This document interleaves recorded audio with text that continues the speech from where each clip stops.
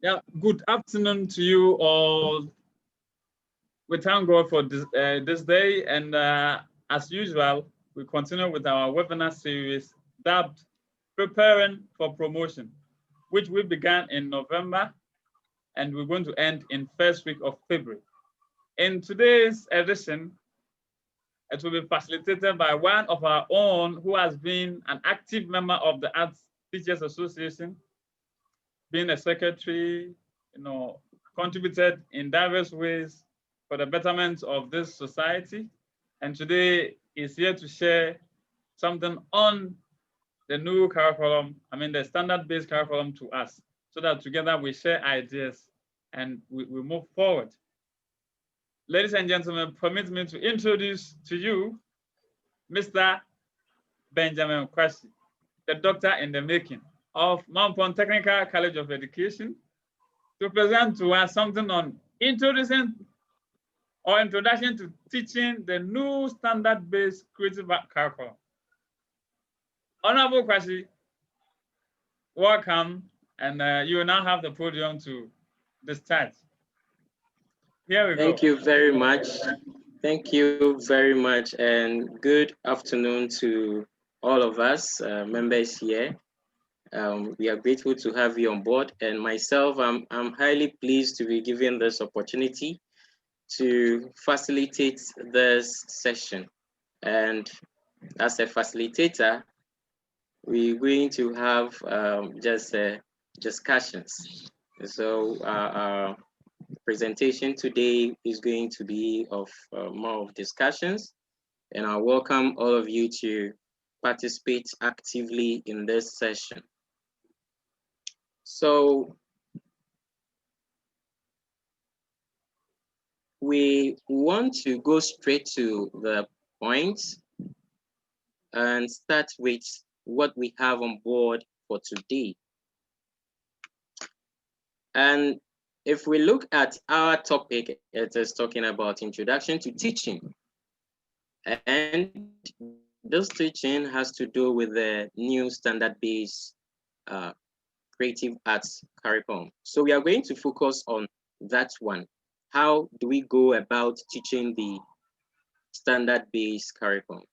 There are other seminars, workshops being organized for teachers about the content and the features and all that about the curriculum. Some have been done for basic 1 to 6, and basic 7 to 10 is also underway, and people are being trained to train other teachers as to how to handle the curriculum. But we as teachers, we want to focus on how do we actually do the teaching? How do we do the teaching? So this presentation is slightly going to be different from all that has been done in the past, and it will just be based on other series of presentations that we have had right on this platform. So we are just scaffolding, we are building it up. So what we have for today, we're going to look at how to teach the curriculum, but we'll focus on lesson preparation. We are zeroing it into our area of specialization. So we are art teachers, so we're going to look at that. And then under that lesson preparation, we'll go into content, know what content is, how to deliver our lesson, and then materials, and how our learners learn. Then we also look at lesson delivery itself, the lesson delivery. Then we look at conclusions. Then finally, we're going to have a session that will allow all of us to interact, questions and other contributions. So this is how the whole presentation is going to take shape. So teaching the creative arts curriculum. When we say lesson preparation, now the curriculum is there. There are lots of features. It has its strands, substrands, and exemplars in it, where teachers will have to look at and then deliver it or help the learners to acquire the competencies that they are supposed to acquire. The critical thinking, the creativity and innovation, become problem solvers, and all those competencies are right there in the curriculum. But how do you prepare to go and teach this? And we are looking at standard-based. So the mode of delivery, the first thing that you have to do is to prepare as a teacher.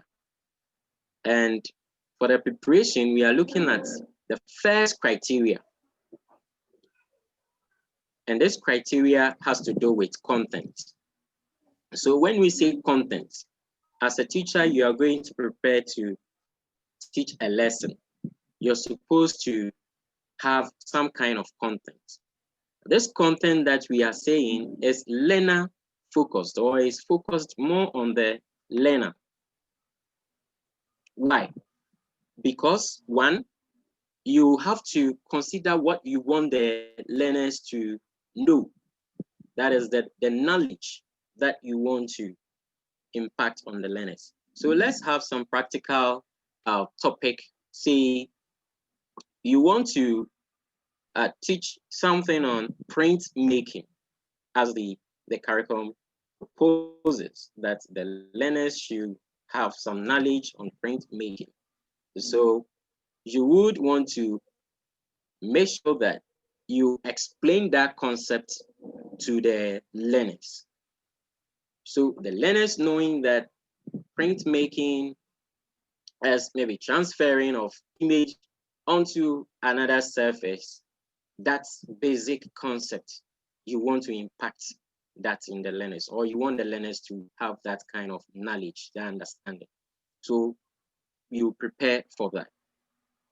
You have to read around, you have to gather all the necessary information to help you to explain that content to the learners, to the knowledge. What other content are we looking at? We are looking at skills. So you want to find out in your preparation, what skills do you want your learners to acquire? So the first thing is that they should know what printmaking is. Then, what skills do you want them to acquire? So you want them to be able to maybe take an object that is textured from the environment and be able to transfer that texture of the object onto another surface, say a paper or the body or the skin or a fabric or anything, or the wall, classroom. So there, you being able to come out with the skills that you want them to acquire, it also falls in line with the content. And this standard base is focused on this one too in particular, that the learners are supposed to have skills. Anytime we are done instructing or facilitating in a classroom, we are to guide the learners so that they acquire a certain skill. And that skill will help in developing the competencies that the standard-based curriculum is looking out for. So as a teacher, you also want to prepare that content, the skills, what skills you want the learners to. So you want to even put them down, that I want them to be able to maybe stamp a certain design from a tree bark and get it transferred onto a paper. Or I want them to rub color over a certain texture and then they get it printed. Or I want them to dab. So these are all skills that you want them to acquire, and that is the content as a teacher or a creative art and design teacher of this current standard-based curriculum will need to think of in your preparation. Then the third thing that you also want to think of as a content in preparing for your lesson is the attitude of the learners. What attitude you want them to demonstrate? Persevere, patience.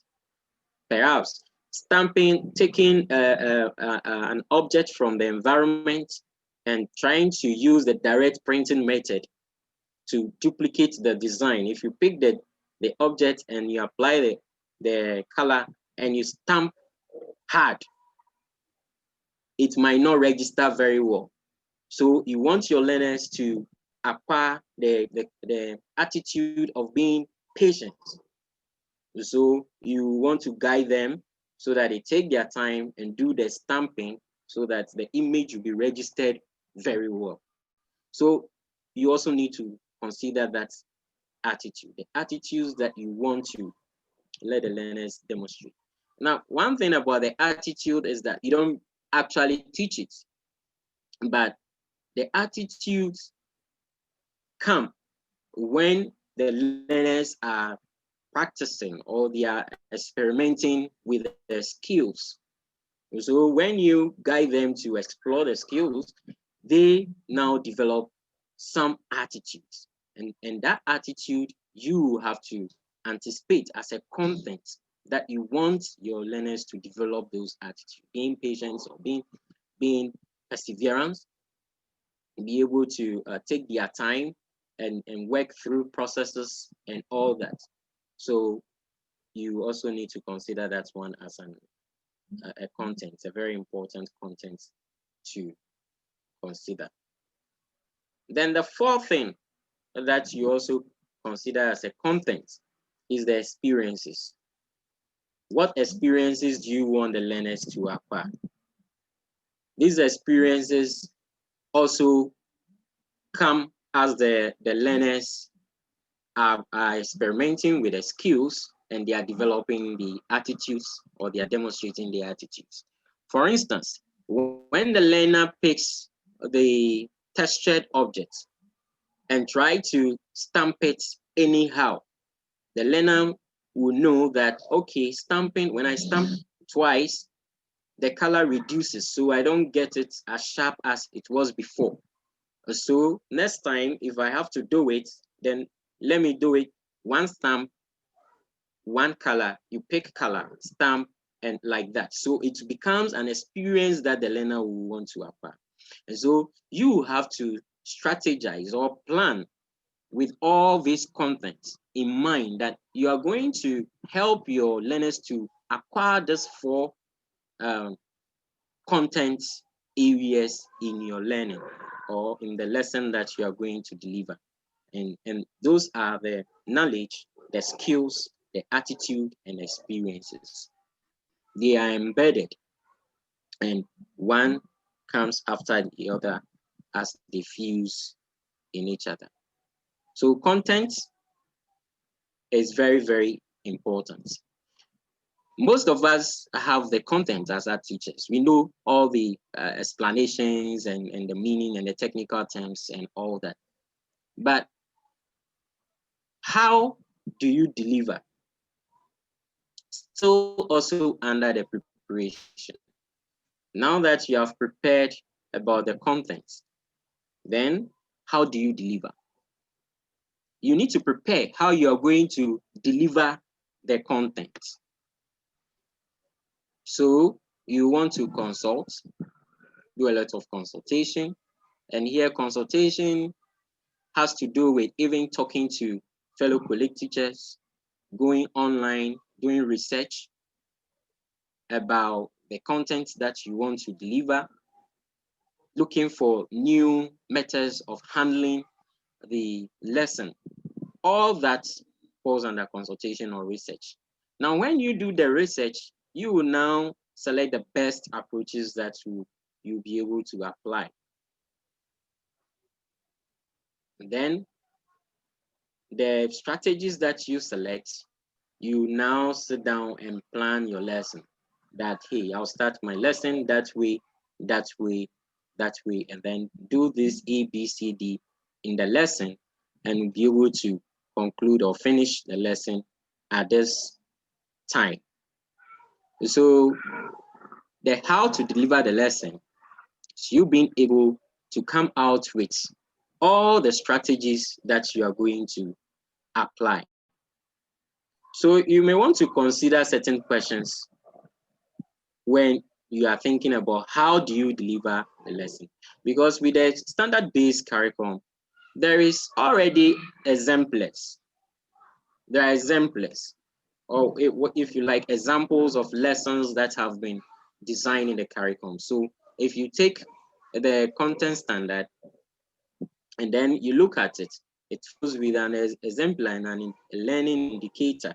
So you know the competencies that you want the learners to do.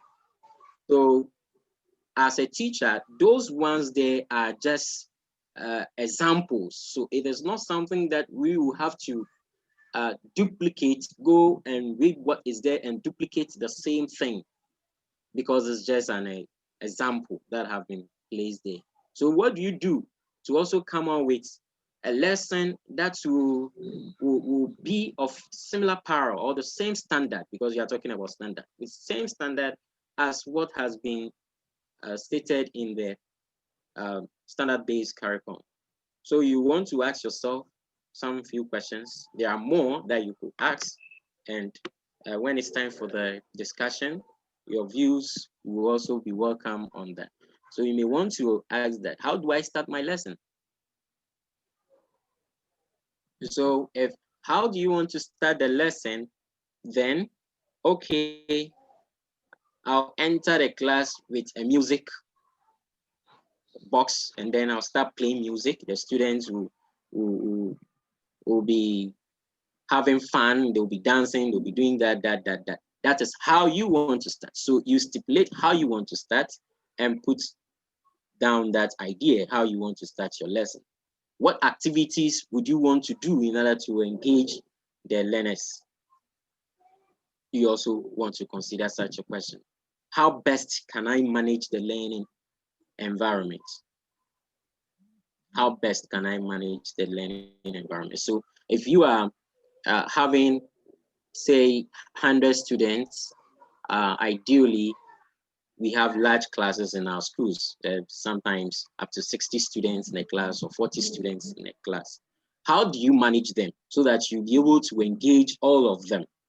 This is something you also want to consider in your preparation of the lesson. Because if you don't consider that, you are going to find yourself wanting in that some learners will not be able to benefit from the lesson. So it is very important that you consider some of these questions.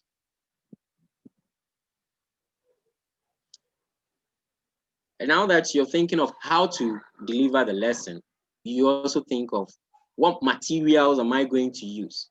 Mind you, the standard-based curriculum, especially with regards to the creative arts, has been designed such that it is practical-based curriculum. So you have to end every lesson in a lot of activities, practical activities. So you think of materials that you need to make your lesson successful. By thinking of the materials to use, the immediate environment is the first point of call.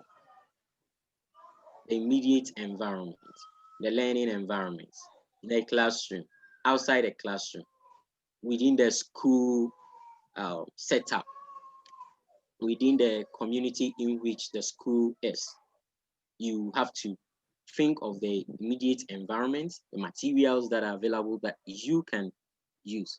And when that happens, you should be able to explore. And it is through the exploration that you'll be able to find suitable materials for delivering this lesson. And as you explore as a teacher, you also need to experiment with the materials. Gone were the days when teachers will always say that we don't have available materials. Now, the standard-based curriculum is such that you should be able to use the immediate environment to deliver the lesson. And so if we were talking about printing, and our focus was on direct printing, if you are to deliver a lesson like that in a classroom, then material shouldn't be a barrier for learning.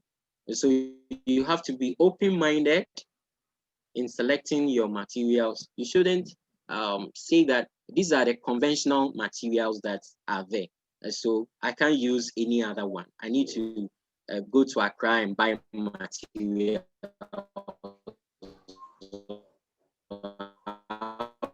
to go to Kumasi and buy the materials, because I go ahead and do some stamping in clay, sand, wet sand. You prepare, add water to sand, and then just make it sort of a slab or a cake, flat cake, and learners can still do the stamping there to get the concept of printmaking that we are talking about. So these are things that you will also need to consider when we are choosing materials. You have to be very open-minded in that regard. And these days, when you go online on YouTube and Google, you'll find a lot of materials, even things around you that you may not know that they can be helpful. You get them to work.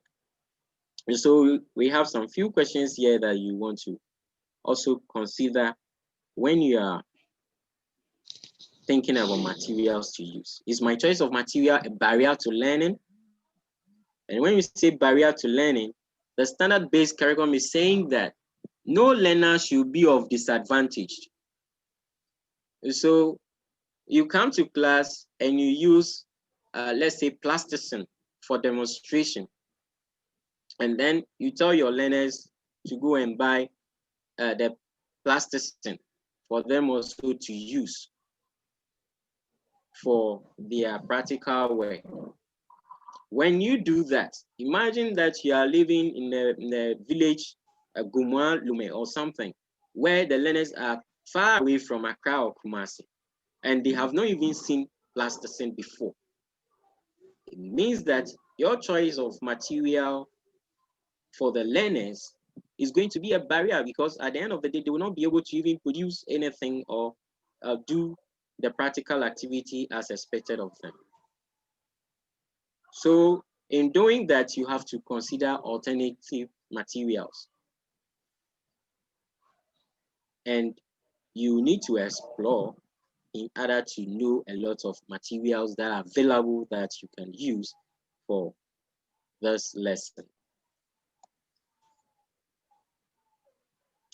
Also, in your preparation, the final thing that is also very important when you are preparing for a lesson is how the learners learn.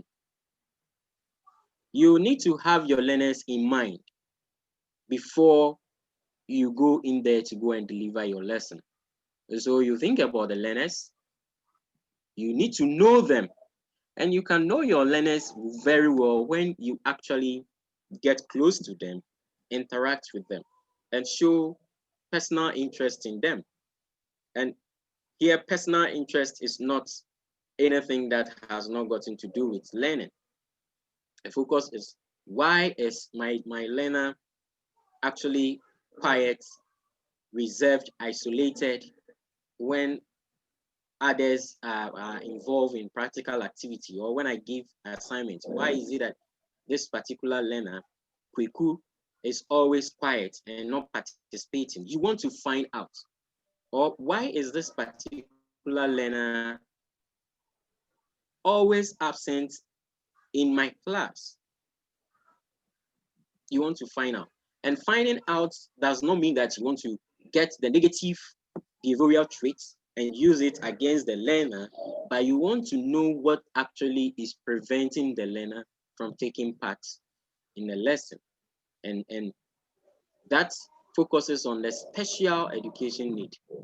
So you need to look out for the learners in your class, know who is slow to learning, who picks fast, who is the type that is okay with group activity, who does not enjoy group activity, and all that. Is any learner having some physical challenge or having some emotional distress? Sometimes in the classroom, some learners, because they are from broken home, they come to class without with a lot of challenges from the home. And so when that happens, it affects their mental state of readiness to actually learn. So you need to give them special attention. There are learners who are very fast with audio as you speak, they grasp it. Others also want to see images or video before they will be able to learn. And others, even though they have heard, they have seen it in the video or in the photographs, they want to touch. And so you need to know your learners. And as I've said earlier, you need to get close to them, show personal interest in them, and you have to be observant in order to know your learners. And when you are observant, you should be flexible. Be flexible in a sense that you have to take your time and use different means to actually know what the learner has as a problem. And that will let you be able to actually help that learner to also learn whatever lesson you are presenting or you want to present. So as part of your preparation, it is very important that you know your learners in that regard. So you want to ask yourself some few questions. Which strategies will help my learners best? So if you know your learners, you want to think through for all methods, all teaching methods, and we are teachers, so we know some of the methods.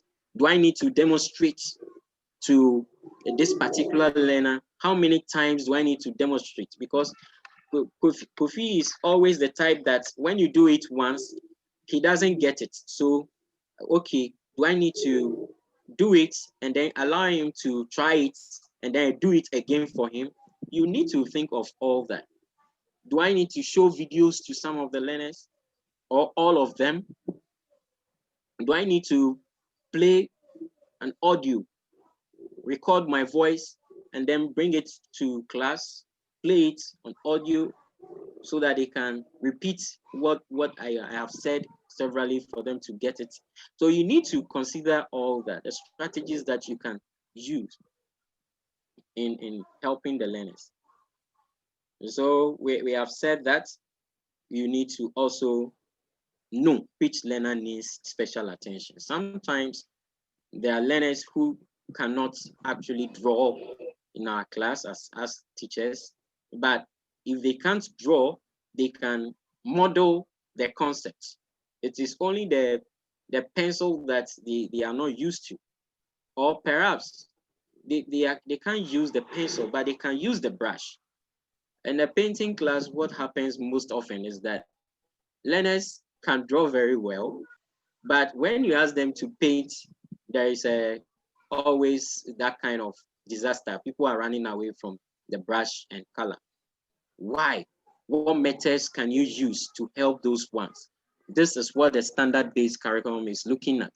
And so you have to think through all that, consider all those questions, and be able to come out with a very good methodology. So the learner is very key here, how the learners learn.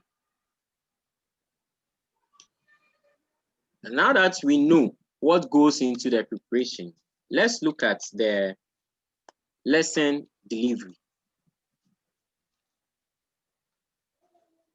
How do you deliver the lesson? The standard-based curriculum is focusing on three main areas in terms of delivering your lesson. It is saying that lessons should have a starter. It should also have the main, and the third one is the plenary.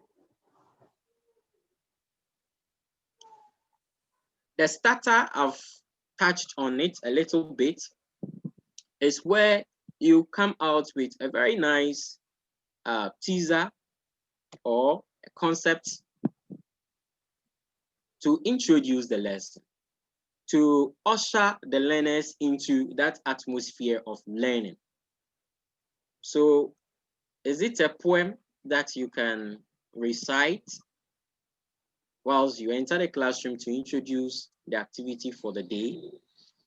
Is it a short video that you can prepare, download, or record somewhere and come and play it in the class? Is it a music? Is it dance? If you know your learners very well, you can involve even your learners in introducing your lesson by using a very effective starter. For instance, you want to teach a lesson about balance, or you want to teach a lesson about pattern making or reading, and you know that there are some of your learners who can sing, or you have some learners who can dance. Is it possible that you arrange some kind of activity with those learners who have those abilities to start with such dancing or music or anything that will let all the learners prepare their minds towards the lesson? And effective starters are always linked to the activity of the day. They are linked to the activities of the day. So we were talking about printmaking, and we have videos and pictures all over internet. Is it possible you could download a video that connotes printing and the watch, and it will be a starter? Is it a video about some animals with interesting textures on their skin that you want to play for the learners to introduce the lesson? So you have to consider that. And we do that in your lesson preparation. So now, when you come to deliver the lesson, you now want to start your lesson with a teaser, because you have considered that in the lesson preparation or the preparation stage. So now in the classroom, the standard-based curriculum is saying that when you are delivering your lesson, you should always start the lesson with a starter, a teaser that will bring out the interest of the learners. Now, when you get the starter, you now go into the main, and the main is the activities that you engage the learners through for them to learn and acquire the competencies that are needed.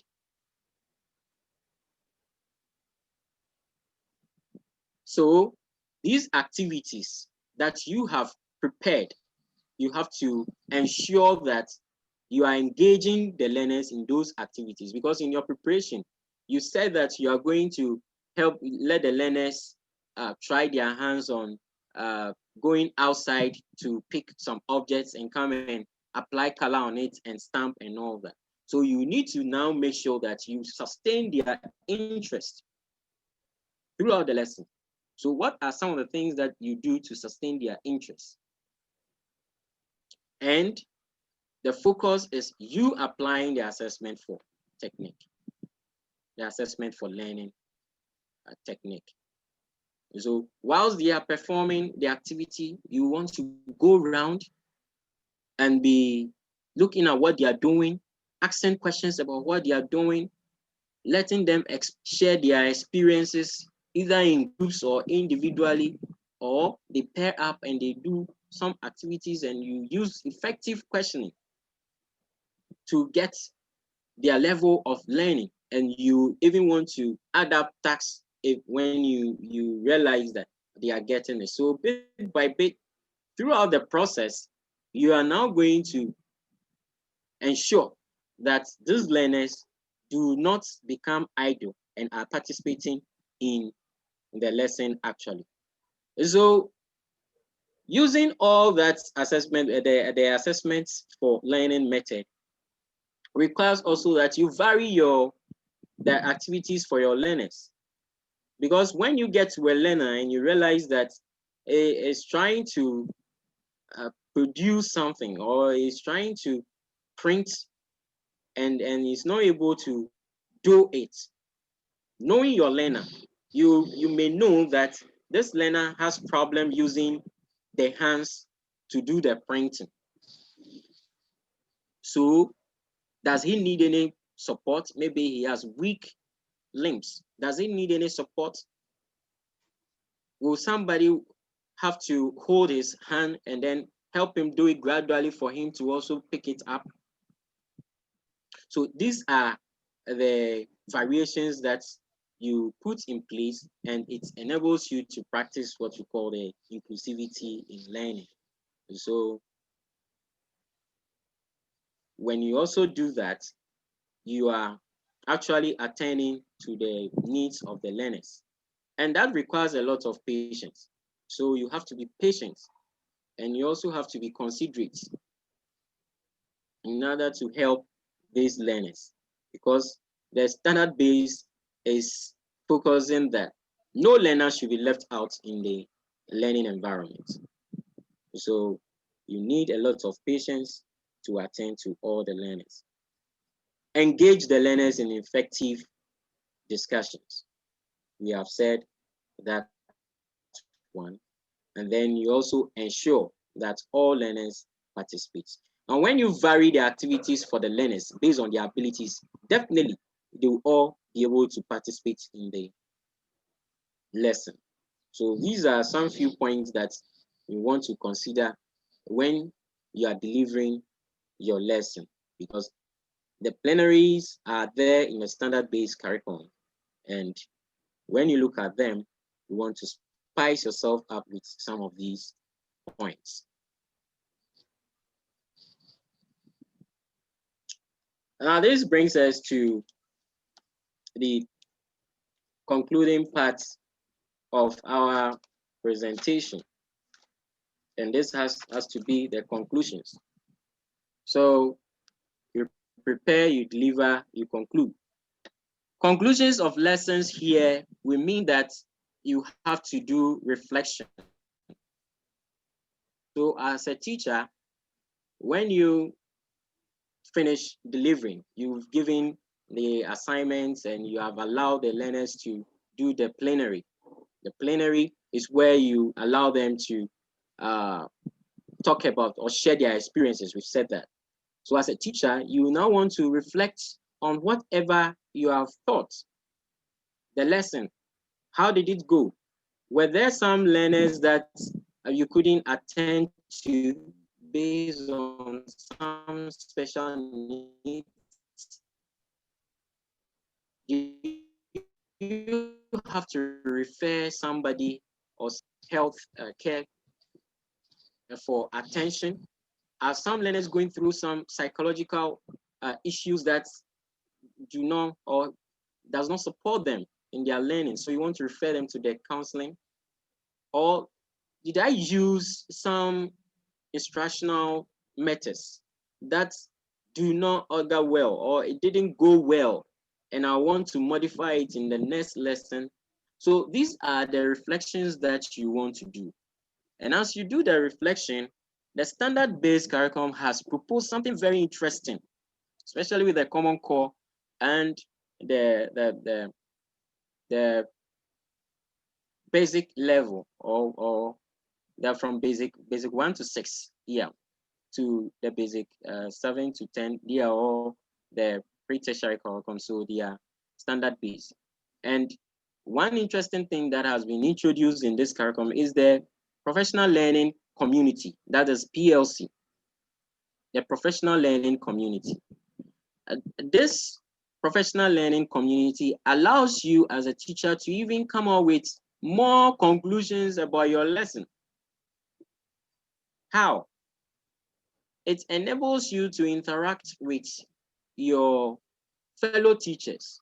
So when you did your personal reflection and you realize that the strategy that you used didn't go down well, but you know your other teacher is very good at going about his lesson, what prevents you from having interaction with teacher? What prevents you from arranging to go to the classroom with that your colleague teacher and you go and observe how he does his teaching, and you do what we call team teaching, so that you can also pick some few strategies from that colleague teacher. Do you know other teachers who are not even in your school, that are living elsewhere, different school, that are also very good, that you want to engage them? Because sometimes you are in your school and you are the only teacher handling, say, ceramics.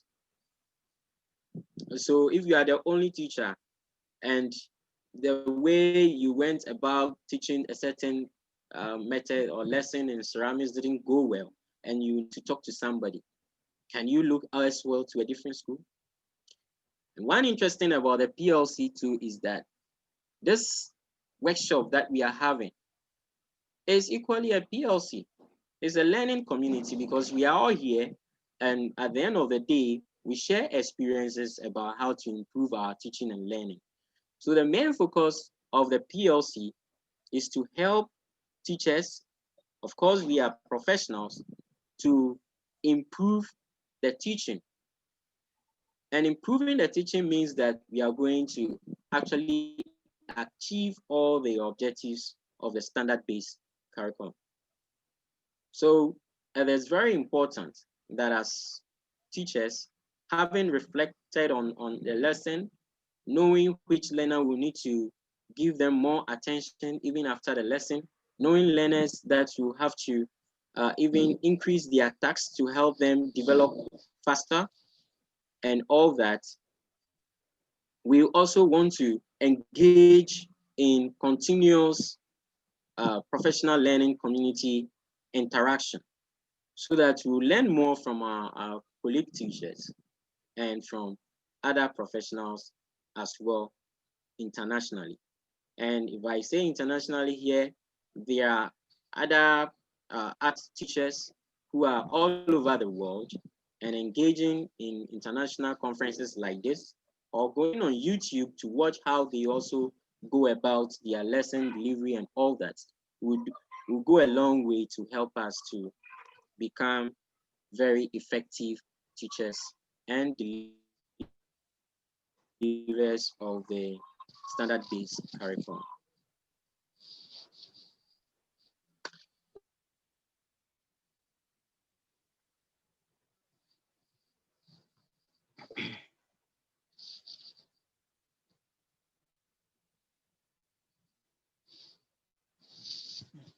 Share our experiences in this regard.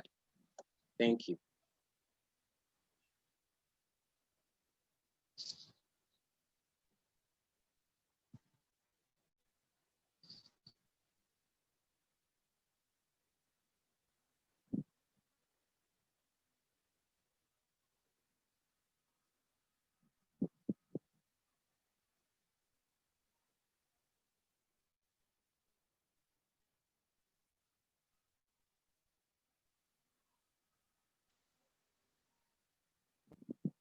Dr. Sini.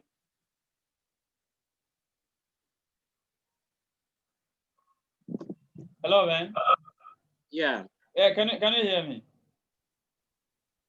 Ben, can you hear me? Yes, please. I can hear you now. Yeah.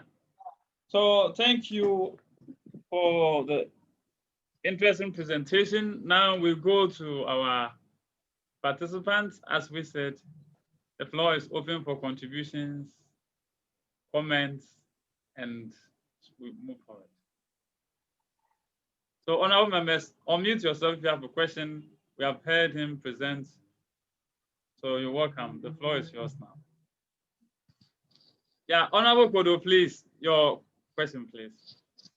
Mine is not a question, it's a contribution. Okay. The professional learning community, apart from sharing ideas with other colleagues and then collaborating with them to teach, the system has designed it in such a way that every either week, I think 2 weeks, the school is supposed to use 1 hour to exchange ideas. The teachers will meet, either they bring a resource person or they select a particular teacher to go over a topic or a process with them. That is part of the professional learning community, as it is being done in the colleges of education. So it's not only changing ideas with teachers and then collaborating with them in the classroom, but they have designed a system that every school should meet at least once every 2 weeks to have the professional learning community. Thank you. Okay, thank you for your contribution. Please, any other contribution? Yeah, Fatao, please, we are listening. My question is, how do you handle learners who come in, they are not self-motivated, they are relaxed? You put out every strategy as much as possible to make them understand the particular topic you are delivering, yet they are not self-motivated. You try to bring them closer, it is just that they are not interested, they are relaxed. Probably some of them chose a program because they were given, as it was done previously. They come in, not that they selected the program, but they were given. How do you handle learners like that? Because it's always difficult for some of us, the teachers.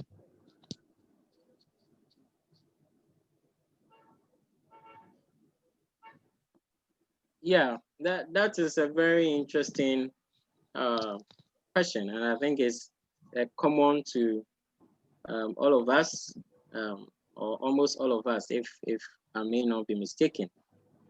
Learners who do not have the skills, who do not have the interest. Of course, that is what is in the system now, which is about to fade away, because for our learners, those of us in the SHS level, you realize that the Form 1, Form 2, current Form 1, Form 2, Form 3 students, they did not go through the standard-based curriculum at the basic level. So that challenge is still persistent. But because the standard-based curriculum has made it such a way that all learners will be taken through these competencies and skills and all that from the basic level, right from basic 1, or right from KG to SHS 1, you realize that we'll be having a crop of learners that will come in with their own interest, because by the time you get to SHS 2 to do the visual art or select electives, as you are saying, you actually have gone through a lot that actually motivated you to select that. But I think your question is, how do you handle those that are in the system now? If I get you right, how do you handle those questions, those learners now in the classroom? Sometimes it's just about going the extra mile or being patient, because of course, change is not spontaneous.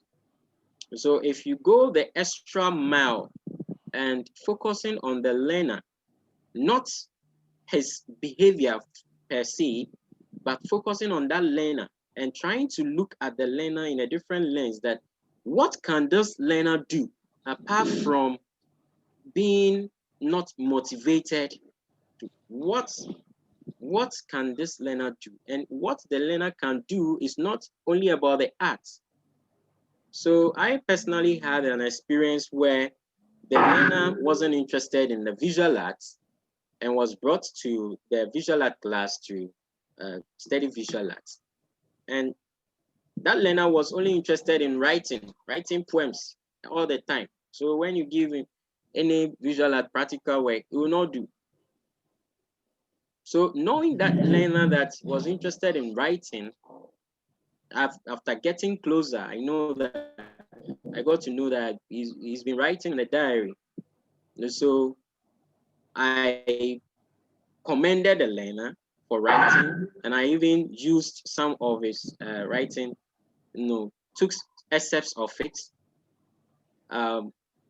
designed it on the computer, and then printed it out large, and we're pasting it on notice board as some kind of entertainment or something, because there were others who could just put some illustration about some of the poems. So you just take the test and then give it to those who can actually do some drawing or coloring to connote the text as an illustration. Then we do it big and paste it on a notice board. And we're doing that every week. Now, when she was happy that her writing is being known by the whole school, then it's okay.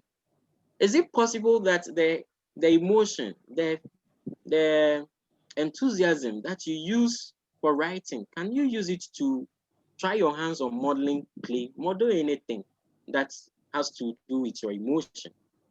And then he tried doing it. So bit by bit, by the time he got to Form 3, he had developed the interest in working with the arts, even though he wasn't very good as at the time he went out. But then the interest came, he was able to at least do his very best with the materials and all that in tools in visual arts. So we will have to look at the strengths of the learner and then redirect that energy towards the learner being able to like it. Because whether he like it or not, he has been placed in that class already.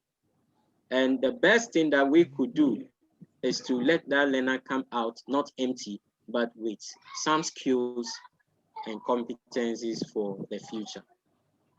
Yeah, thank you. Thank you. Yeah, thank you like for the response. Please, any other comments, suggestions, opinions based on what we have heard today on the presentation? I mean, introducing the new standard-based curriculum in terms of creative art, how we're teaching it. We're listening to you, please. Let's bring our experiences to bear. You see, one thing that I'm thinking about is, we have now told, or now teachers are like, you said we should not state that by the end of the lesson, students should be able to do this. Then how do we do it? How do we handle the lesson then? So eventually teachers are still, using by the end of the lesson, and still do in the era of standard-based curriculum, what they're actually doing is objective-based curriculum. So in line with what he has presented, what is the way forward? Am I to respond or comment, or as comment from anybody, please? We are sharing ideas, so bring your views, please. Okay, Doc.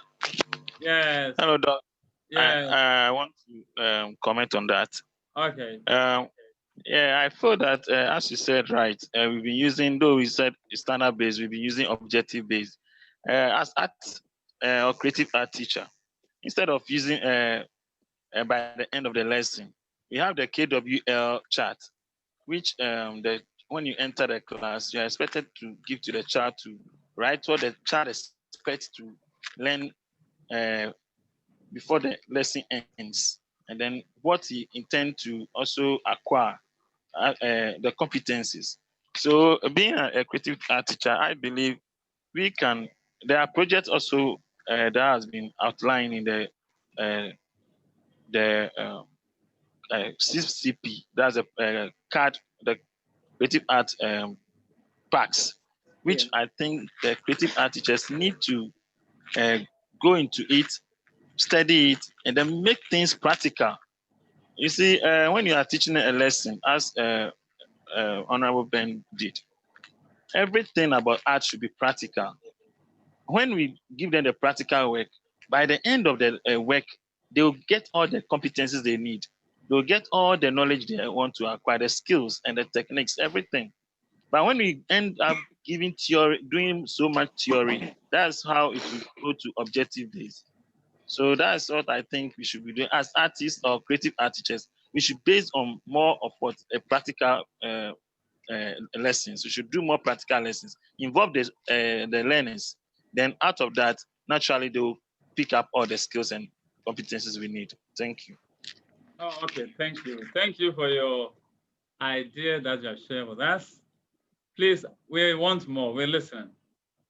Everybody here is welcome to share his view on what he has presented. Standard-based curriculum. Yes. Now, one thing too that will add to my brother Obert's contribution is that the competences that are supposed to be acquired in every lesson, like I said earlier on, is right there in the curriculum.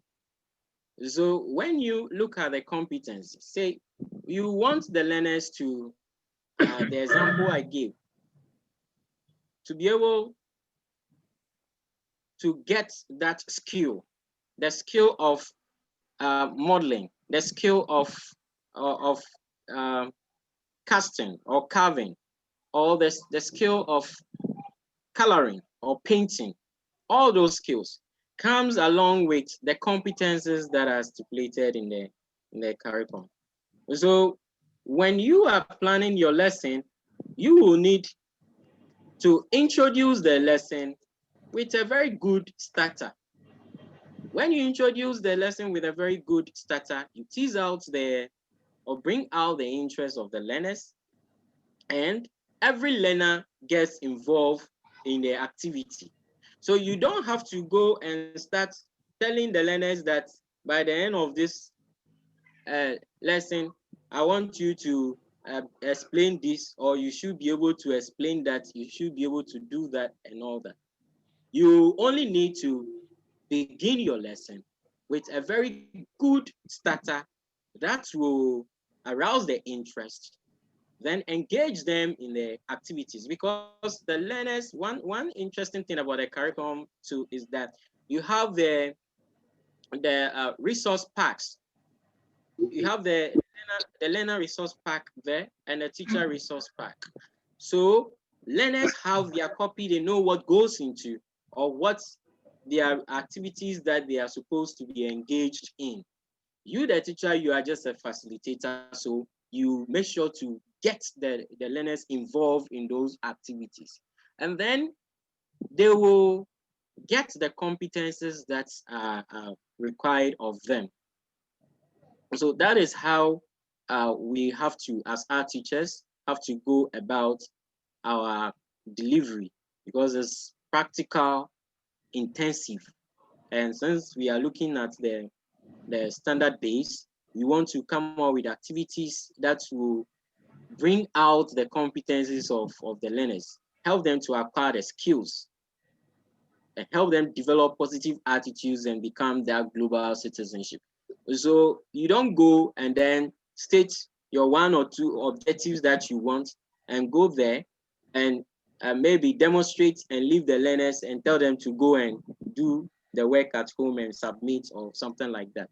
But this time, you want to start the lesson with a very interesting starter, and then you will engage the learners in their activities. You ask them questions, you task them, you group them to perform a task, you let them share their experiences of what they are doing, what they have discovered new.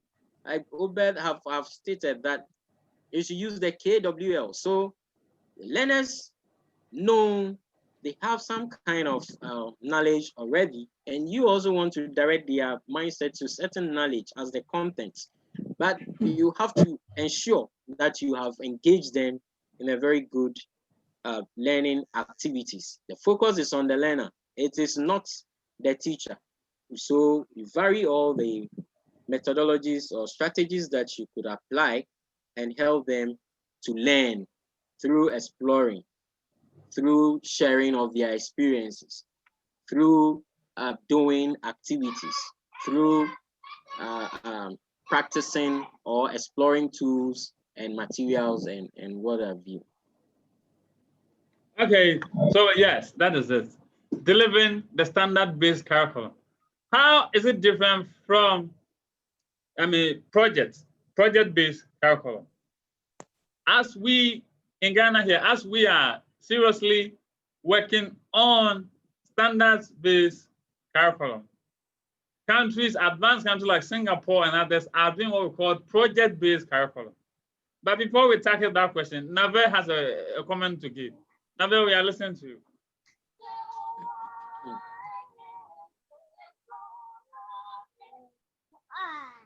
Nave, unmute your microphone. We're not hearing you. Hello. Yes. Thank you for the opportunity. But this is the first time I'm having the opportunity to, have a hearing regarding the new curriculum.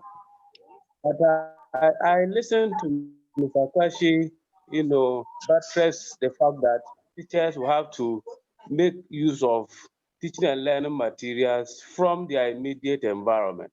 So since this is a standard-based curriculum, in fact, as a new curriculum, it means it is suggesting that we have to depart from our old way of doing things. Is there any indication that government will do its part by providing teaching and learning materials, either than relying on only on our immediate environment? But we know that as art teachers, some of our teaching and learning materials you have to procure them. And so without them, reforming only the curriculum may not be able to, as teachers, we may not be able to achieve our objective. I don't know, is there any indication as to government being in a position to do its best? That's the first question, and after it is responded, I'll follow up the rest. Okay, Okay, all right. Thank you very much for that question. Now, as teachers, with a view of the standard-based curriculum, yes, you have to environment. So in your planning of your lesson, when we made mention that you should consider your immediate environment as the first point of call, as that there are materials or resources within your environment that with a standard-based curriculum, we are classifying them as no cost. So you say a material that is no cost. For instance, you want to do printmaking, and there is the need to buy acrylic paint for your printmaking, or poster color, or tempera, or something. And in your environment, that thing is not there. If you explored further or considered further, you would have realized that even charcoal can be treated in a certain way for you to use for printmaking. So as a teacher, when you explore, you experiment, you may want to fall on charcoal because you don't have the acrylic paint in your environment. And you want to just let the learners get the competencies of how to, or get the skill of how to maybe stamp or rub or want to press in order to transfer an image. So is it possible that you can take the charcoal, mash it, add some water, add some adhesive, and it will be able to be used for that purpose? So you need to explore. So in choosing your materials, you want to also know the materials that do not have any cost. They are readily available that you can explore, pick them. You want to look out for materials or resources that one the learners can provide because it doesn't have any cost, or parents can provide because the cost is not high. So parents can easily provide, because for now we are talking about free education. So we don't even want to burden the parents so much. But there are some materials that parents can easily provide. So as a teacher, if you do that classification, you know that, oh, okay, for this my lesson, I'll need A, B, C, D materials. Okay, parents can provide this. Learners can provide this one. And then the school, or if you like, government is the one who is supposed to provide that one. So where you would have to deliver your lesson at all costs. You may want to fall under the least available material that you will be able to use in order for the learners to get the competencies, to get the skills, so that there wouldn't be any barrier. But of course, if you care to know that is government ready to provide resources? Yes, of course, sometimes with a little force from the external force on government, yes, because even just last year, they ended WASI when ATAG National decided to petition the Director General. We saw that some funds were released for some of the materials to be provided, even though it wasn't adequate. So with our front, where government will have to provide, we teachers need to come out. We need to get our association body involved, and then at that level, it will be pushed if it's not coming forth. So we teachers have a role to play. If we want the curriculum to be successful, the things that we want, and then forward some of these grievances if the materials or the resources are not coming forth. I mean, the ones that the government supposed to provide. But if we look at our materials now for teaching and learning, basically, if you want learners to acquire certain skills, we don't need so much expensive materials for them to acquire the competencies with. So with that, we can go ahead with our lessons. But where we need major equipment or resources in order to make it more effective in our teaching of the curriculum, then if it is not being provided from government, I strongly believe that ATAG National will not sleep on this when it comes to the table of the association. We will force, and then the needed resources will be provided. Hello, Doc. Yeah, thank you. Hello, yes. Doc. Yes, come on, please. Hello, Doc. Yeah, please, please go ahead. Can I briefly add something to it? Yeah, go ahead, please. Okay, please. Quickly, the indication. I want to talk on the indication. Your do something about it. Your network is not favoring you. Can you position yourself well? It's bad. Do position yourself well and go ahead. Okay, is it better now? Okay, hello, is it better now? Yeah, we are managing. Better now? We are managing. Hello. Okay, thank you, Doc. Please, what I'm saying is that the indication, you realize that my brother has said something about it. And the ATAG has started doing something. Again, with this standard-based curriculum, government is providing resource packs, which is physical, like material. Okay, with the secondary school, right now, when you come to the secondary school, government has provided color, has provided some basic data that will help or aid the free education. So I want to believe that, yes, with what they have done with the secondary school, they started doing with the secondary school, the possibility that they may do it with the GSS is also high, but maybe to take time. But as teachers, we shouldn't wait for the government to come before we impact. We should go along with it. We should be doing what we can. We should be laying hands on what we can get around our environment. Once we expect government to also provide us with the ones that they can do that. Thank you. Thank you. Yes, any other comment, please? No.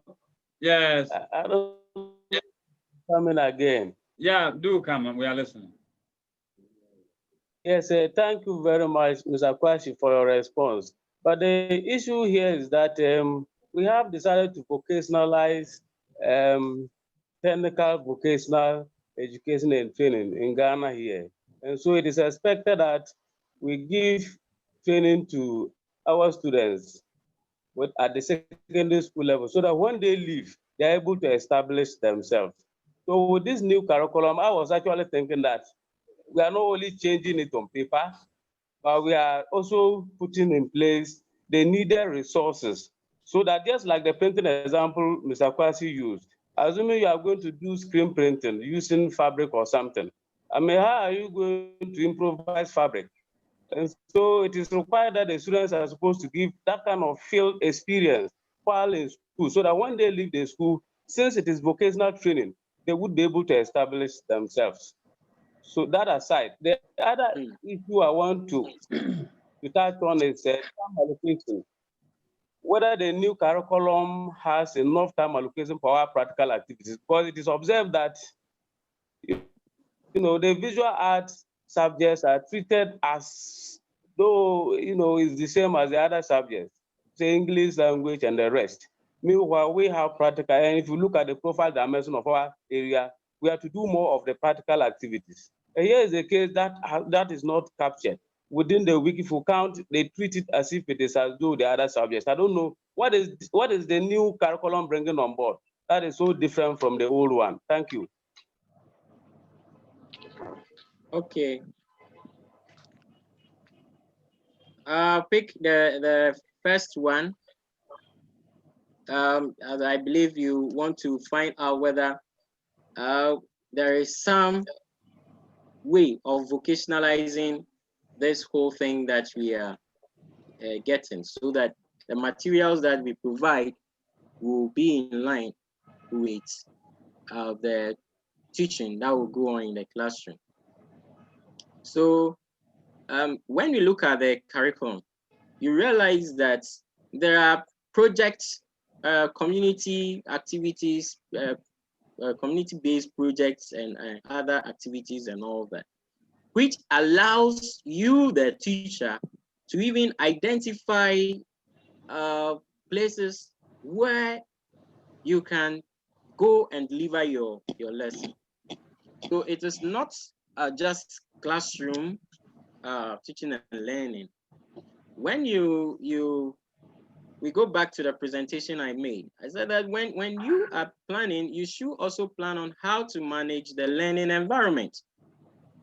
And learning environment is not always in the classroom. So if you are teaching concepts like printmaking that we are saying, and this time it is about screen printing. Mind you, the basic competency or skill that you want the learners to acquire is the being able to transfer the designs from other textures and all that. But this time you want them to experience screen printing, and there are no materials from government, fabric and all that. But do the learners have fabric at home? Do they have handkerchiefs? Do they have socks? Do they have their own shirts at home? Is there any nearby printing studio that lesson can be conducted there? These are all things that as a teacher, you put into your planning. That's why I say, how do you deliver the lesson? It's part of the planning. How? So if you think of the how, you get to know that, no, this lesson that I want to teach is about screen printing. And in my area in Sumbrongo, they don't have any screen printing materials or whatsoever. In the school, no mesh is not there. The government has not provided mesh. The government has not even provided a school with a light box or developing table. But I still want the learners to acquire that skill. Is it possible you, the teacher yourself, you explore the other screen printing methods? Can you try the sunlight? Can you try the wax method or lacquer method and know how to do it and expose your learners to doing it? You don't necessarily have to let government bring fabric for you to be able to teach the learners how to do screen printing, because they have their clothes at home. They have their clothes. I remember one of my lessons exactly on this screen printing. what we did was that I only asked the learners to bring their house jerseys or their handkerchiefs and other clothes that they have in the boarding house. And then when they printing their names on their house jerseys, and that brought a lot of commercial business to them as even students, for them to even do it for their own students and then take some coins from them. Okay, thank you, Ben. But so I think that's preparation is such for us to. Hello, Ben. Yeah, for us to be able to deliver the Hello, lesson Ben. very well. Ben, can you hear me? Hello. Yeah, can you hear me? Hello, please? hello, I can hear you now. Somebody, Yes, please, there's some noise at the back. Somebody is having a celebrating birthday. If you can mute your microphone for us. Okay, I think I've worked on that. Yes, regarding the material, thank you for your response on that. In as much as learners are supposed to improvise, we should also not lose the sight of the fact that we need to get the real materials to train the students. Remember, at the tail end of the whole program, they are supposed to be entrepreneurs in whatever they do.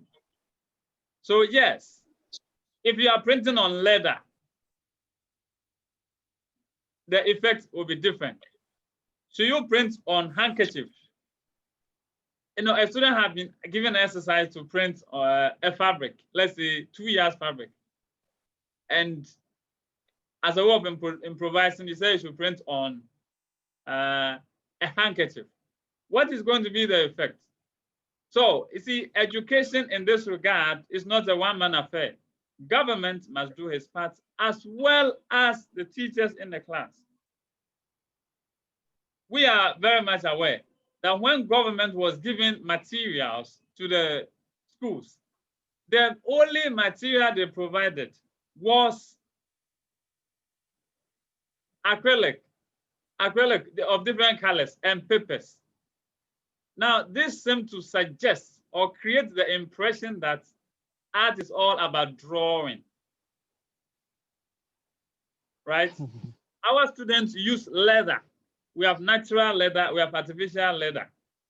So what I will urge in this circumstance is that as teachers, based on the curriculum that we are running, and per the semester's activities in terms of projects you'll be executing, let us look at the various projects we'll be executing. And before the student come, or when the student come, we tell them next semester, this is what we are going to do. So we give them all the list, the things that they need. Don't take money from the students that you are going to buy and sell to them. In that case, you put yourself into trouble. We don't want any art teacher to be in trouble, right? And so once you write the materials, you give it to the students. Another way of involving the parents is that you are a member of the Parent Teachers Association in your school. When the parents come, ask permission from the head teacher so that in the, whilst they are doing their meeting, you can also put forward such, issues so that how they will contribute. Fine. And remember, always they should buy the materials so that they can support learning. Else, we will keep on, changing curriculums upon curriculums, and the effect will be zero. In as much as we are supposed to improvise, in fact, all art teachers improvise. That's the training that we are given. But the material, if I print on leather, the effect I'm going to get is different. If I print on even calico, the effect is different. If I print on linen, the effect I get is different. So the student needs to experience all these shades of materials. So that is what I would say in that regard. I don't want them to just be defending as if all is well, we go to the classroom and we'll be suffering. No. So government has part. Yes, Doc. Yes. Permit me to add something briefly to what you have just said. The focus of the standard-based curriculum is for the learners to acquire competencies. Yes, those competencies should make them ready for a career path or academic path. And that is why it's so flexible that as a teacher, where you want them to acquire some specific skills that requires extra machinery or resources, there is a provision in the curriculum that allows you as a teacher to conduct the lesson in that learning environment. So what do I mean by that? There is a nearby art studio who in the community, which that can be found. The facility is there. They have the computers, they have the machinery, equipment to print or to design or to perform the lesson that or the competencies that you want the learners to acquire. This standard-based curriculum makes provisions such that you can let that lesson be done in that environment. So the learning environment, as a teacher, you have to know how to manage your learning environment. You need to plan and know that this lesson that I want to teach, I don't have the resources in the classroom. Are there other nearby places that I could take the students to that place for the learning to be done? Do I have to invite a resource person to bring those materials or those resources for the lesson to be done? These are all part of your preparation. And so when you prepare extensively, you know that there wouldn't be anything like improvisation, so to say, because the effect of printing on a handkerchief, which is a fabric, will be the same effect when you get 2 years of calico or a plain fabric. So when you are trying to let the learners get the skill of printing, what is needed is that you are able to prepare very well for the learners to get that. If you require the extra resources, it goes into your preparation, and you have to know where to mount your lesson or the learning environment that will be suitable for the learners in order to achieve that. So there are interesting provisions over there in the curriculum, especially the Teachers Resource Pack has extensive guidelines as to how to go about some of these things. So we also need to know the curriculum. We need to read the front matter and the back matter, know what provisions are there in the curriculum and how we can redesign our learning environment. Teaching arts should not be confined to the 4 walls of the classroom that you have been given. The creative arts and design curriculum, for instance, the standard base does not make you robust. And if you try to even do it that way, you'll be found wanting. And that is why, so now we are saying that even those are the basic 1 to 6, teachers are still not being able to do justice to the content of the curriculum because we haven't actually conscientized ourselves to reading some of the guidelines and the provisions and understanding that the creative arts classroom is not a static one, but it's robust. And as teachers, we have to plan and know which learning environment to use. Hello, Ben. Hello. Okay, point well made. Please comment, suggestion, opinion on what's happening so far. We're looking at the introduction to the creative art curriculum. I mean, the standard base. How do we, implement that in our classrooms? So the topic is introduction to the standards-based creative art curriculum. We're just looking at how to go about it. Yes, let me put on the record that we are not creating the impression that all is well, because when it comes to education, government has a part to play. The difference between our kind of education is that everything will be in the curriculum, the teachers will read how to, blah, blah, blah, blah, blah. But when the resources, the real are not there, we are not going to achieve the best of it. As you rightly mentioned, Ben, we are supposed to have a kind of environment that even if the teacher is not there, the student goes there to create his own work. If the teacher is not there, the students, when it is time for lesson, they go there, they manipulate with these materials, come up with even different ones. And here you are suggesting that they should use handkerchief instead of fabrics. As somebody in textiles, I know that if I ask you to print a 3-yard fabric, based on the design you have done, the repeat is going to give you a particular pattern. And in this case, how are you going to achieve that pattern in a handkerchief size? So these are major issues that we need to look at. Yes, government has a role to play. We're not apportioning blame to government. No, government has a role to play. Parents have a role to play. In as much as it is free, does not mean that parents, don't have to support it, because government is doing its part. Parents must support it, as well as teachers. We should also be on the ground, the masters of the subject area, so that we'll be able to deliver. So that together we say, we have made this work. It's not a one-man affair. Yes, that's it. Any other comment, suggestion, opinion? Yes. The other leg of my question remains unanswered. That has to do with time allocation with this new curriculum. Is it so different from the old one? From experience? Yeah, Obed has a response to this. Okay. Yes.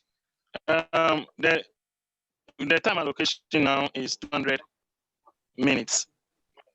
200 minutes. The creative art and design come up with 4 different areas, which is the visual art option, the music option, the dance and drama option, and then maybe the design. But the design is also part of the visual art. If you can position so yourself, it is made this way.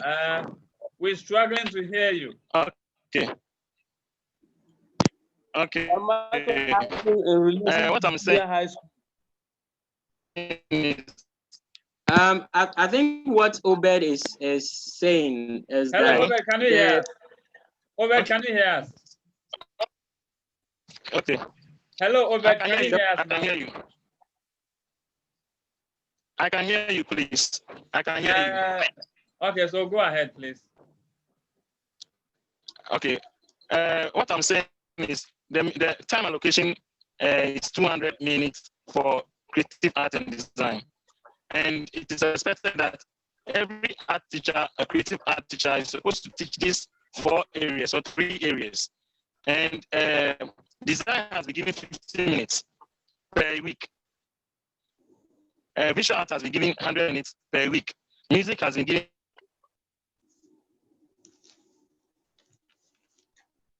15 minutes per week. And then dance and drama has also been given 15 minutes per week. So in all, 200 minutes have been given for creative art and design, which is one of the highest in terms of the time allocation in the. Well, listeners, it's unfortunate the response or the comment so what I'm saying is not very. Yes. It's not very clear to us. So, question, if you have, Yes. I think what my brother Obed is saying is that for the creative arts and design curriculum, which is B7 to B10, the time allocation is 200 minutes per week, and it has been divided between visual arts, music, and then dance and drama. So 50 for music, 50 for dance and drama, and then 100 for the visual arts. Of course, with regard to my presentation today, I'll still come back to the teacher. The time that has been allocated for lessons to be taught has to be something that the teacher will also need to plan. All goes into the planning. If you have that 100 minutes for a lesson, then you want to look at that content standard to achieve within that lesson, or activities that you want to engage the learners in for a lesson and spread it across to the whole week. And so it boils down to a very effective preparation. Sometimes we complain that the time is not much. Yes, time probably wasn't so much in the current curriculum that we have. But in most cases, we also realize that we teachers try to teach so many lessons within a lesson. And that makes it look as though the time is not enough. So if we model or plan our lesson to just focus on, like the example that I said, you want to teach printmaking, and the focus for that lesson is only direct printing. You have 100 minutes. What activities do I engage the learners in so that they can acquire that skill of printing with the direct technique, or acquiring that skill? So you have to modify your lessons and focuses at that. Another lesson, you may want to look at the other techniques or other aspects of printing. So it's all about the preparation. The time has been given, like my brother Obed said, is very enough, is one of the highest, and we have to make good use of it. But when we prepare well, we'll be able to actually do justice to the curriculum as it's supposed to be. Okay, thank you. Thank you. Please, if there's any comment, suggestion, opinion, you are welcome. Our time is fast spent. It has elapsed 2 minutes. Please, if you have any comment, question regarding what we have done today, you can bring it on board. In the meantime, I will ask our facilitator to summarize what he has shared with us today in a minute or two, share with us for the purpose or for the benefit of those who join us late. Meanwhile, let me also add that this is recorded. It's going to be uploaded on our YouTube channel, ATAG TV. So share it, subscribe to it, so that anytime we put videos there, you're going to get it. And feel free to share it with your colleagues, friends in the arts and other subject areas. Thank you. Yeah, so Ben, we are listening to you. You can share with us, a summary of the presentation or you have facilitated today. All right, thank you very much, Doc. I think all this while we've been talking about introduction to teaching the new standard-based creative arts curriculum.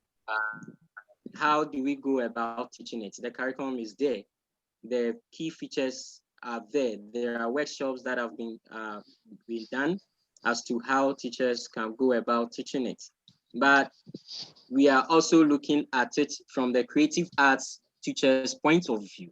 How can we art teachers go about it? And we said that for us as art teachers, as any other teachers, we will want to do lesson preparation before we go into teaching the creative arts standard-based curriculum. And that lesson preparation, we said that the content is very important as one aspect. And content, we are saying the content is centered on the learner, not what you, the teacher, knows, but this time is centered on the learner, and that is focused on the knowledge that you want the learners to get from the lesson that you are going to teach. The knowledge, the skills that you want them to acquire, the attitude, and the experiences that you want them to also get or share after or during the lesson and all that. Then we said we also need to prepare how to deliver the lesson. And in preparing how to deliver the lesson, you need to do a lot of research, consult, think widely for you to know how to deliver your lesson. Then think also about resources, the materials to use for your lesson. And we are saying materials should be your immediate environment, should be your first point of call. Explore and then get effective materials that you can use to deliver your lesson very well. But be open-minded and don't be stacky that in the absence of maybe poster color, you cannot teach the lesson. You should be able to explore and select good materials that you can use to deliver your lesson. But when you are considering that, you also need to consider how your learners learn. You cannot just prepare without thinking about the learner. The learner is the central focus of this standard-based curriculum. The learners should acquire competencies. So know your learners, know how they learn, and then model your lesson to suit them. And we said that you have to be flexible so that you can achieve that. And when that happens, we expect that you should be able to deliver your lesson. When you are going to deliver your lesson, or when you want to deliver your lesson, the focus of the standard-based curriculum is saying that you should have a starter. You should start your lesson with some teaser that will arouse their interest. And when you do that, you move through the main, and the main should be the activities that you engage the learners in. And we said those activities should be such that you vary them and it will cater for all the needs of the learners. Then the final part of the lesson delivery is the plenary. You should allow the learners to share their experiences, interrogate the activities that they are performing. Let them talk about what they are doing. Let them pair, do group thinking or think pair, and then they come out with their own understanding and feeling and expressions or experiences about the work. Then the final thing that concluded our lesson is the conclusions. And we said the conclusion part of our lesson now is made of reflections. And as teachers who are poised to implement the standard-based curriculum, when you teach, you need to reflect on the teaching. You need to think about the things that activities of the lesson, where strengths are, where weaknesses are, especially with learners' ability to understand the concept or grasp the skills and competencies that you want them to grasp. You should be able to reflect on that and then help you to prepare for either a remedial lesson or build upon the next lesson. And that one we said is very important. And when you reflect and realize that your methodology or you need help for more to better your teaching, we said the curriculum comes with a provision, which is the professional learning community. And it is saying that as teachers, we have to engage in interacting with our colleagues who are also professionals in the field. That is the way forward to improving your teaching and learning of the students. So interact with colleagues that you know in your own school, interact with them. You should be able to join other seminars, international and national ones like we are doing here today. You should be able to come on board, share your experiences, and learn from other colleagues to make your teaching very effective. And finally, we also said that we should be able to champion the course as teachers, since we are advocates of this implementation of the curriculum.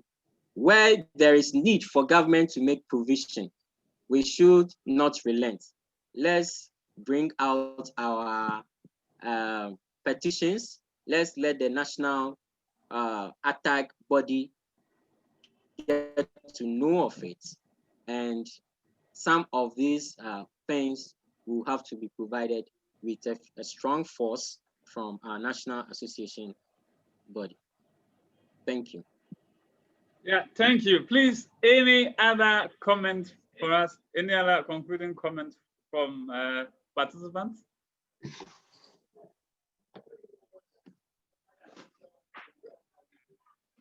Okay.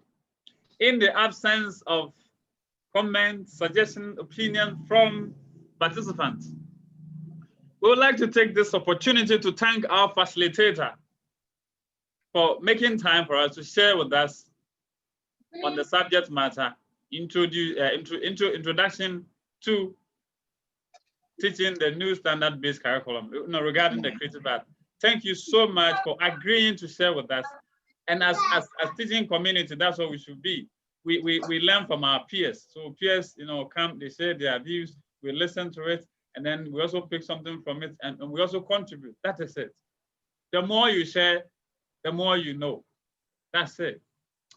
And to you participants who have joined, thank you also for participating. Now, by participating, you are enriching your CV. If I say enriching your CV, as learning communities or as professional bodies, this is what we do to enrich our knowledge in the field we are teaching. Remember, you don't know it all. Others will come and share their views, you learn from it. And remember, iron sharpens iron. So when we learn like this, we get refreshed, and then together we can make huge impact in our classrooms. And so this appears on your CV, and that is it. This is competencies. That is professional development training you have attended. Webinars, you put it there. Let me also say that registration is still ongoing. Our registration has no ending. For example, you can register today as a full member. You see, you cannot just be an art teacher. Say, okay, I'm just an art teacher, I've not registered, and then call yourself a member of Art Teachers Association, ATAG. You cannot be a member when you have not registered. So kindly go to our site, www.atagonline.org, and click on join. Join now. It will take you through the prompts. Join us. If there's any, the dues that you're supposed to pay, everything is going to be online. There's no human interaction. If you have a challenge, our phone number is there. When you call the National Secretariat, we'll pick it up and respond to your challenges. Once again, I thank you. Let's encourage others to join, and together we can build a robust Art Teachers Association so that we will develop the arts, because the scientists will not do it for us. Social teachers will not do it for us. It takes us to do that.